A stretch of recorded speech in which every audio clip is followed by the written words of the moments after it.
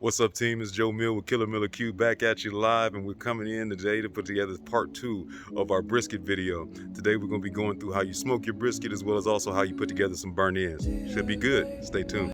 Okay, so if you've been following along with me since part 1, you should already be starting off with your brisket sitting out on the countertop, coming up to temperature, already trimmed and ready to go. Before we get started, let's go through a few things that we're going to need for today's cook. Obviously, you want to start with your trimmed brisket already ready and sitting out. We want to make sure that we have us that nice sharp kitchen knife, mustard or whatever kind of slather that you want to go with. Me personally, what I'm going to be using is a mixture that I do, which is pickle juice, half and half pickle juice and mustard, and then whatever kind of brisket rub that you want to use. I'm going to go ahead and throw you in a tidbit today and leave you in the description area exactly what rub I use. Let you know ahead of time, this might be exactly what Aaron Franklin used.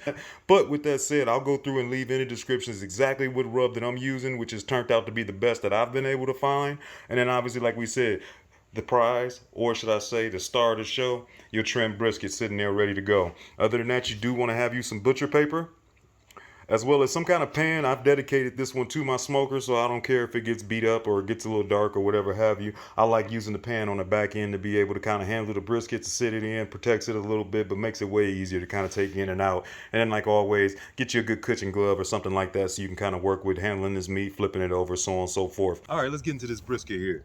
So we already got this baby pre-trimmed and everything is pretty much ready. Again, if you didn't see how we got to this stage and set everything up, make sure that you check out the first video on trimming this brisket. Other than that, for the people that's already ready or know what they're doing, let's get right into prepping it and getting ready to get it on the smoker. To start, I'm gonna be using a little bit of a slather. What I like to use on my brisket is a mixture of mustard at 50-50 with pickle juice. At the end of the day, this is just going to act as a binder, something to help our rub stick a little bit. We're not going to taste this on the back end. I don't need a ton of it. However, I do want to get a light coating all over throughout it. With the glove, I always like to keep my glove on my left hand. My right hand's my good hand, so this is the one that I like to do all my pouring and everything with. With that said, you can go ahead and just worry about washing your hands and not use a glove. Whatever works the best for you is good. I'm gonna get a little bit on this side, the fat side, and again, just enough to more or less get a little something overall throughout. And I'm gonna put a little bit on my hand to kind of get in this crevice here, and that's good. Like I said, we don't need a ton of that.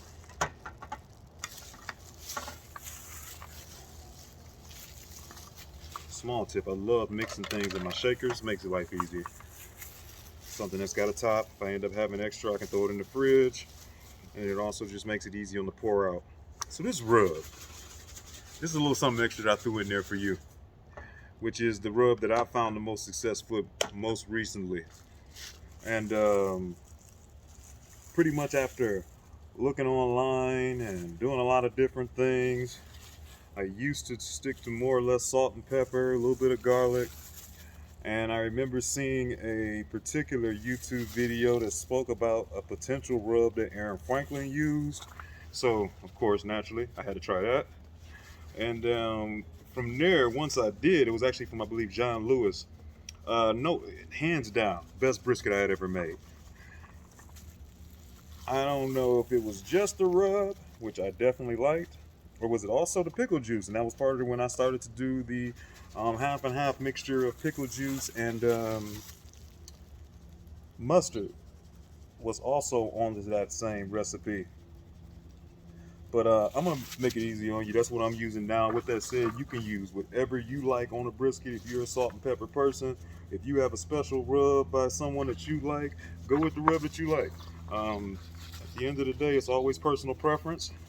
With brisket, you know this is a thick cut of meat. You can throw it on here heavy. So we want to get a nice solid coat all throughout. And usually what I'll do, I save a lot of my shakers that I might get for different things. This one here is a coarse pepper shaker that I just kept. And now it is the Killer Miller shaker for what it's worth. Something that's easy. With that said, obviously you can buy some shakers and kind of mix it up there. We want to kind of get this thing on here liberally and uniform. So make sure you're lifting it up get some of your edges. Every once in a while you might see that I might take a second to kind of reposition, and what happens is the rub will start to settle, and maybe the smaller particles, you know, settle towards the bottom, the bigger ones get to the top, or vice versa, and regardless you don't get a nice mix on your rub. So every once in a while I like to make sure that everything's still mixed up in there, or resettle it back in, and then after I get some on, I give it a pat to make sure it stays. We're going, like I said, generally season this thing all over. That rub I will add for you in the description, so that's something you can check out. Off the top of my head, it's 8 parts of coarse black pepper, 3 parts of Lawrys seasoning salt, 3 parts of kosher salt, and then 1 part of granulated garlic. I like granulated garlic over the powder, because the powder ends up filling up all of your pores, and a lot of times your meat can't breathe as well then. So granulated garlic is the way I like to go versus garlic powder. With that said, this side looks decent. Pretty much uniform throughout. I'll make sure I bring you in so you can get a close view of it at the end. But let's flip it to the pretty side, the meat side. I mentioned this on part 1, and this is again personal preference when it comes to cooking. Initially, I used to always cook my briskets fat side up, like I feel like I hear a lot, and I liked it, the idea when I initially heard that more or less when you cook it, the fat would start to render and it would more or less baste your meat, which would then keep it nice and tender, kind of like almost like a rotisserie chicken, you know, bathing in its own juices almost. So instantly I thought that would be the best way, but what I found was sometimes my briskets were drying out more or less on the bottom, and maybe even getting hard. And what I actually found was that most of the time, in most cookers, the heat source being that it's coming from the bottom, I like it a lot better cooking fat side down. So that's what I do now. Fat side down, the fat acts as a good base or a good buffer between the actual heat and my actual meat. So what I ended up finding out was I rendered, I feel like, more evenly and better. But then first and foremost, my product wasn't getting dried out or hard. Other thing that I noticed after a while of cooking fat side up, this is looking decent. Make sure you get those edges. I know I did them on the one side, so you should be good. But the one thing that I noticed also was that when I do fat side up, or when I did fat side up, I would put in a lot of time on seasoning. Along the way, I'd be basting or spritzing to make sure I didn't dry out and trying to keep it all nice and pretty. And then at the very end, once my brisket was done, essentially that would be the first time that I would actually turn it back over to the actual meat side, and then see the meat side has been more or less sitting in moisture. It doesn't have that same bark and all of that pretty texture that I gained on top when I was babying the fat side, and the meat side was neglected. And at the end of the day, that was the side that I was more or less going to eat. So the other thing I like about cooking fat side down is now this is the side that I spend up all my time on. This is the side that I take the time to make sure it comes out pretty, the side that I'm spritzing, so on and so forth. And again, for me, it came out to be a better product. The last thing that I'm gonna throw you with or remind you, and then I'm gonna bring you in close so you can see what this looks like, is your brisket itself. Make sure that this is something that you want to take and get done ahead of time. You know, get your brisket trimmed. You can do the trim the night before, whatever have you. And then once you actually bring your meat out, you want to set it out on the countertop. It needs to be out for an hour to 2 hours, you know.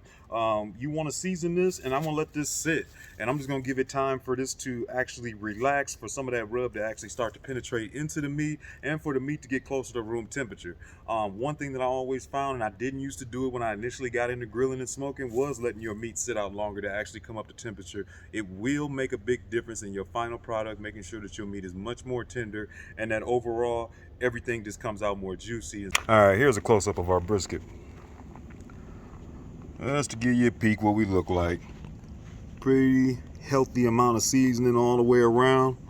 I'm not too worried about that being too much seasoning. When you got a piece of meat that's this big, at the end of the day, you'll be fine. It's gonna come out just the way it's supposed to be. Initially, I was worried about that rub might be too salty. It's beautiful. It's exactly what you want. Couple things that I will throw out. When I was talking about that rub, I was going through and telling you everything in parts. And being that this is a beginner video, just so that you know, if you don't already, a part is just an equal size. So you can make a part whatever you want. You want to use a cup, obviously that'd be a lot of rub. You can use a cup and that would be one part. So if I say 3 parts, it would be 3 cups in that case of salt, and then also 2 parts of pepper, then that would be another 2 cups of pepper. In this case, when I did my rub and I made pretty much a half of a shaker full, I was using a tablespoon. So I had 8 parts of black pepper. So that was 8 tablespoons of black pepper, 3 tablespoons of Lawrys seasoning salt, 2 or 3 tablespoons of the kosher salt, and then 1 tablespoon of the granulated garlic. The other thing that I will tell you is we just kind of look at this brisket really quick before we let it rest and then get it onto the pit. Is this is one of those times when you're first getting started, for people that don't know, where you can actually see the strains or the grains of the meat. And you can see right now you got all of these lines on this meat going straight up and down. And then sometimes you'll hear, and this is something that if you don't know, I didn't know in the beginning, when it comes to cooking brisket, when it comes to cutting your steak, so on and so forth, you want to cut against the grain. Many times initially on, I would be cutting this way, which in this case would be with the grain, because I'm going in the same direction that the grain's already going, which actually makes you a tougher result in your meat when you go to do your pull test. What you want to be doing is going against that grain. So in that case, I would be cutting this way, all the way up. And what ends up happening when you go to pull that meat apart, now that you're against the grain, they'll just naturally split apart. Where if you would have kept them together, they would stay there, be a lot stronger to fight against you, and then maybe potentially make you look like you have a tougher piece of meat than you actually have. And it could just be at the end of the day you did everything right and you got to the end and you actually cut it wrong. So there's your grains. We want to get against the grain. Other than that, this baby is about to go onto the smoker, which is pretty much already up to temp, and we're just gonna let it sit and chill out here for probably another good half hour or so and let it sweat before I actually get it on. I'm gonna start this baby off at 225. I like starting off a little bit lower, let some smoke get in there. Probably won't even worry about spritzing until about maybe 3 hours in. We'll take a peek at it. And then once I finally get up to color on the back end, that's when we'll be wrapping. And that's when we'll be also getting in there to use a little bit of tallow when we wrap. I'll also be showing you along the way in this cook how we're going to be making some of that tallow with some of the extra fat that came from the trim. If you haven't seen that, make sure that you check out the part 1 of this video. As well on the back end, make sure that you stay on. I'm also going to be showing you how we make burn ends out of that flat side, or at least how I make burn ends out the flat side, or the point side, sorry. Stay tuned. All right, team, let's get to work. We got the brisket on.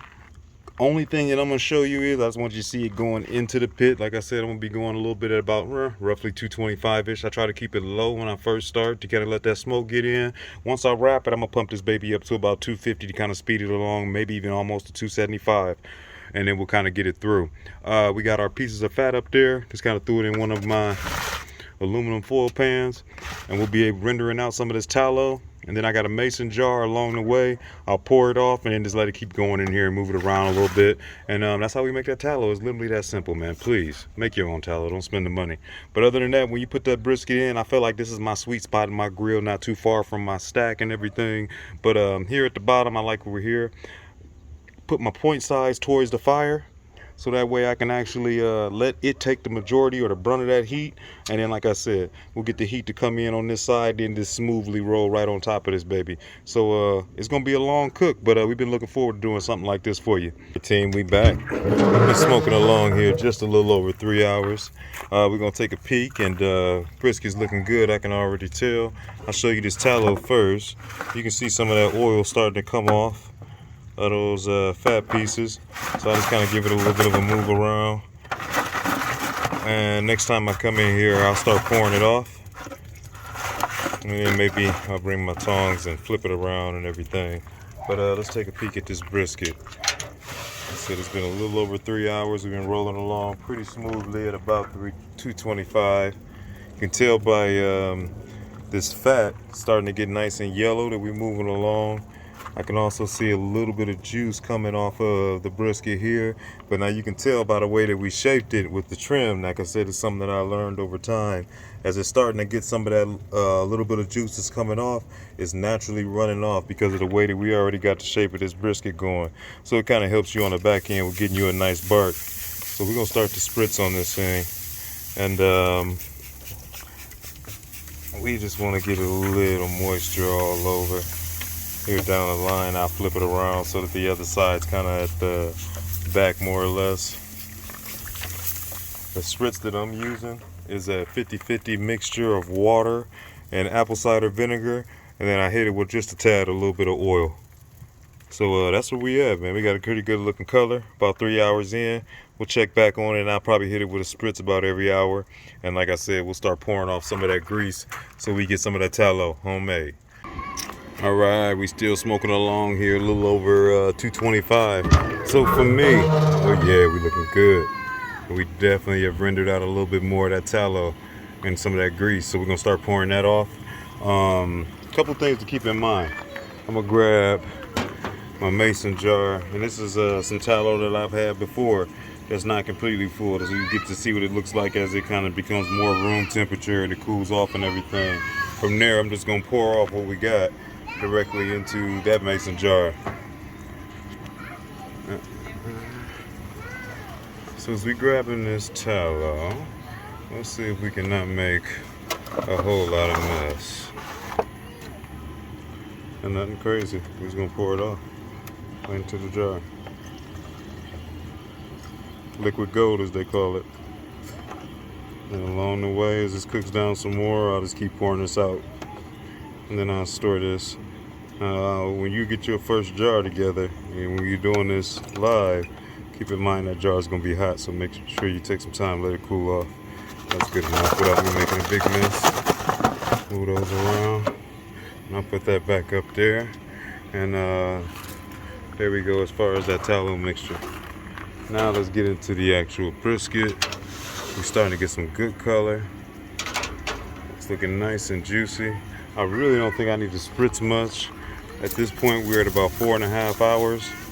Like I said, we've been rocking along at 2.5. Again, look at our cut and look at how the way the juice is running off of this versus pooling in one spot. I ain't used to do it like that, but that's why I trim it the way I do now. We look good.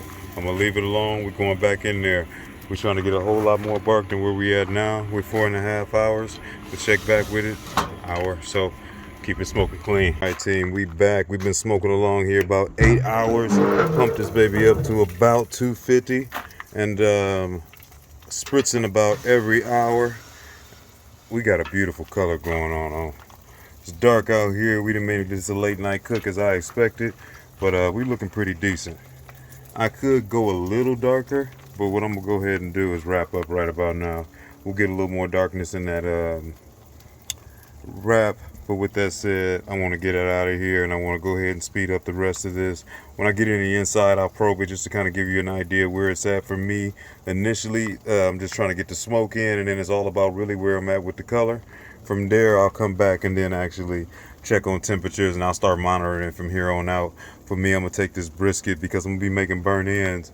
I'll take the point up to about 202, and then I'm gonna slice it apart, and then I'll go ahead and chop up the point area so I can actually get the burnt ends all made. I'll get them back on the grill, and then I'll let the flat rest. Hold tight. And I'll also let you know we pretty much rendered all the fat we're gonna get out of that tallow, so that's what's left of that. All right, team, we're a little over 8 hours, and here's our brisket. We're looking good. We got a good bark. I kept the point side more towards the fire, so with that said, it's a little more already done, and then my flat side still needs a little bit longer. So what we're about to do is start putting together these burnt ends, and I'm gonna separate the point and the flat. There's a fat seam that goes along in the inside here, and what I'm gonna do is I'm gonna actually be cutting right along this fat seam to separate the point and the flat. I'll go ahead and chop up and start making our burnt ends, throw them in some sauce and put those out there uncovered. And then we'll go ahead and wrap up our flat end and put it back out until it gets all the way up to about 202 so it can get finished. Let's bring you in close so you can see what it looks like. I just wanted to bring you in so you can get a close up and check out this bark and this color. There was a small piece that was starting to come off, and you know I had to taste just to make sure everything was going right. But you can see that small piece missing right there. The first thing it showed me is that nice red smoke ring that's going to be in there. Got a nice red color going on. Pretty much where we want to be. So this fat seam that I'm going to be cutting along, you'll end up seeing it here. You'll pretty much be able to feel it. It shouldn't fight you too much. And at the end of the day, you'll have these babies separated pretty easy.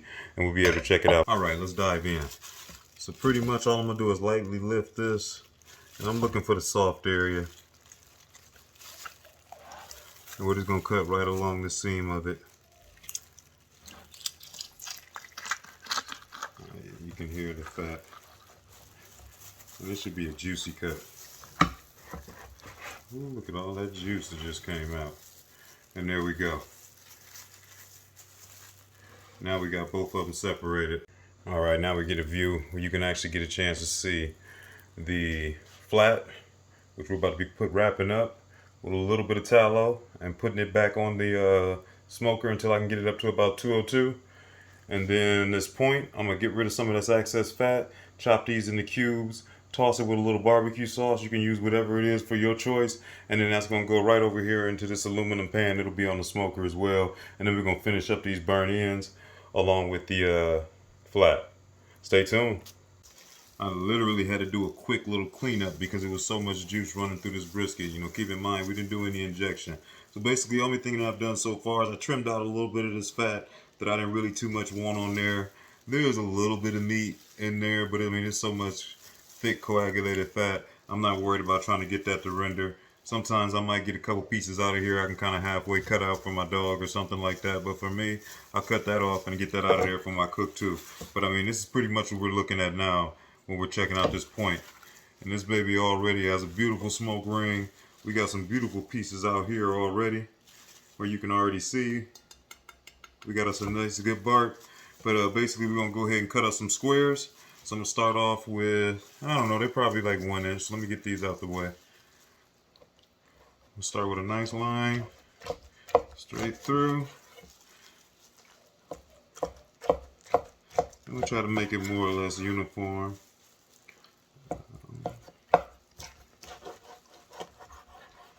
Alright, so now I got these strips, more or less. Now we're going to turn those to the side.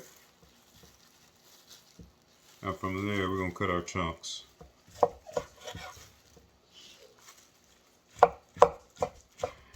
And like I said, I kept the point side towards the fire the whole time. So this was almost about 195-ish. It was close to being there as far as where I want it to be. Where my flat side still got a little ways to go. But now they're just cooking separate and it'll be wrapped up, and I'm going to show you how we wrap. It's going to cook fast.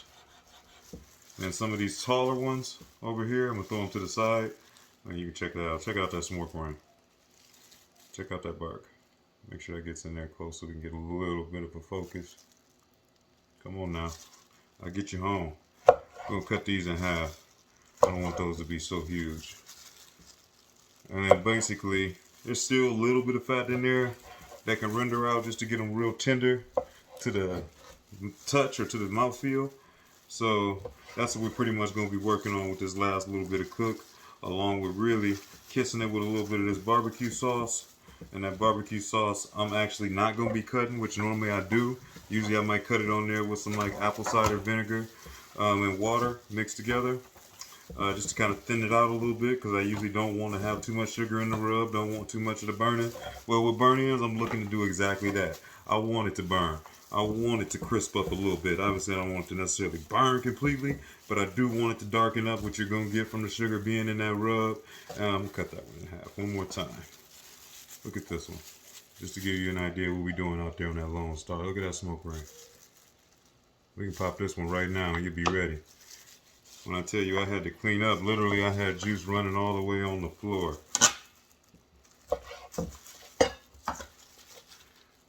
Alright, so that's what we're going to be doing. Just chunks of goodness in there, that's all. Now, a lot of times what I'll go ahead and do is I'll hit these with a little bit of rub on top. And then I'll go ahead and cover them with barbecue sauce, toss them around a few times, and they're going right back on the smoker. Before we get there though, if you haven't already and you feel like you're getting some good content, make sure you hit that like and subscribe down there on the right. And then with that said, let's roll on to the next piece and I'm going to show you how we're going to wrap up this flat. All right, I wanted to bring you back to check out what we did. First off, let me go ahead and show you the back end of what these burnt ends are going to look like. Threw a little bit of seasoning on them, just a tad. They didn't need much. From there, I added just a little bit of the juice that was already coming off of the cutting board. Added it back in there just so I got some extra moisture, and tossed them in some barbecue sauce. From there, make sure you put your sides that already got a good crisp. Put those more towards the bottom or more or less, so that way your top sides will be getting crispy now. All right, so those are ready to go. Your wrap. First, I'm gonna show you what we did with this tallow. I've already started basically painting a little bit of this tallow. Gets to room temperature pretty quick. I think I started with this bottle all the way down to here. So basically all the rest of this I was able to get just from melting down the fat that came out of this brisket. So like I said, for definitely something that you don't need to buy. I'm just gonna pour a little bit of this down. And basically I just wanna paint enough where I can get a little bit on the top and I had a little bit on the base for the bottom. This is gonna help your paper be a little more pliable so you can kind of really get a tight wrap in. But also just help locking in some of that moisture. Make sure that you come out nice and tender. From there, I had two pieces of red butcher paper. At the end of the day, always probably try to get yourself 3 times the size of whatever you're trying to wrap. And then from there, I got them layered. So they're not quite right on top of each other, but the seams in the middle is more or less going to be a little bit stronger. Usually it helps with these bigger pieces of meat. So like I said, I started with a layer of the tallow, put the meat down. From there, I just got the top side a layer as well. And all we're going to do, and don't be afraid to give it a little pull. I'm going to grab both my sides, right? I'm going right over the top. So now I got meat side down. Pull back in my sides. And then from there, I'm going to smooth it out. Bring it back to make it even. And then we'll get that final flip. And we should be respectfully tight. And that's the wrap. We'll give it a good press, make sure we're pretty tight all the way around. And that's it. That's not rocket science. This is going back on the pit. I'm gonna throw a probe in this now, so I'll make sure I get to exactly the temperature I'm looking for. And then as far as with those burnt ends, they're probably easily gonna take about a half hour. I'm picking up my heat to around 275, so I can go ahead and get this thing done so we're not here all night. But on the back end, I'll make sure I show you what everything looks like. Hold tight. All right, barbecue family, we back. That was about 11 hours to finish this cook up, roughly. This is the flat that we're about to get into. I'll let you see that get sliced up as well as we'll kind of dive into those burnt ends. Needless to say, I am tired. It's been a full day. We started in the dark, we ended in the dark, but we got it together for you. Let's take a peek. Let's check out this flat. One thing that I didn't say earlier was that using this pan, I know I brought it up, but I didn't show you. Putting that pan on when I actually put it back out there to wrap it, that's something that I started to do a while back, and I just like it. It helps me with being able to kind of maneuver it around a little bit. Not to mention, I mean, this whole pan was like literally full with grease. As you can see, I'll slide it over here. This baby's looking juicy. I'm gonna tear that butcher paper right open. And let's see what we got. 1, 2, there it is. Oh, she's lovely. Let me get some of these papers out the way so you can see, but I gotta be careful. And this is, again, why I like that pan. As much juice is in here. Look at all that moisture. Still got that beautiful looking bark. I'm gonna get it out of here, and we're gonna get it onto the cutting board where we can play with it a little bit more.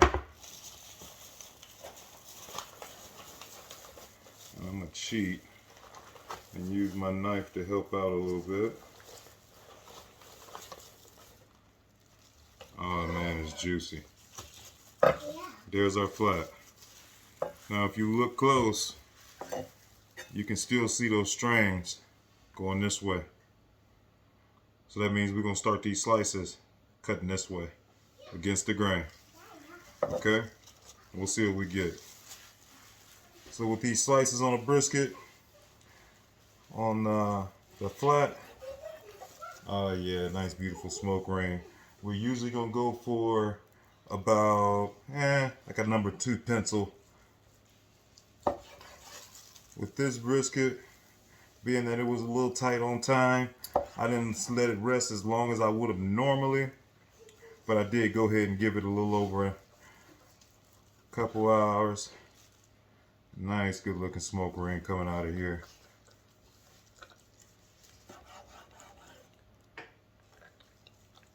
So far, I have to say, I'm happy with the moisture. I'm getting it on my hands. Like I said, my cutting board is already getting re-moist all over again. And there's so much juice in that, the wrap that it just came out of. And I saved some of that because once it actually gets done, and I wrap this and put it all up, I'll use some of that juice and actually go back into it with. Let's take one of these. Check out the bin. All right, we didn't fall apart, so that means we're not overdone. We got a flapper, so that's usually a good thing. Beautiful smoke ring. I'm gonna bring it in close. Look at that. Look at that bark. Look at that smoke ring. Seen fat? Look at that fat rendered out. Now see, that's the stuff we can eat. Let's try for the pull. No problem. We all good. Money. Love it. I'm gonna go ahead and get to slicing a little bit more of this brisket. And oh yeah, there's one more thing that you probably want to see. My friend is ready to try some of this brisket. Thank you. You're welcome, little baby. I'm gonna pass on to my little girl.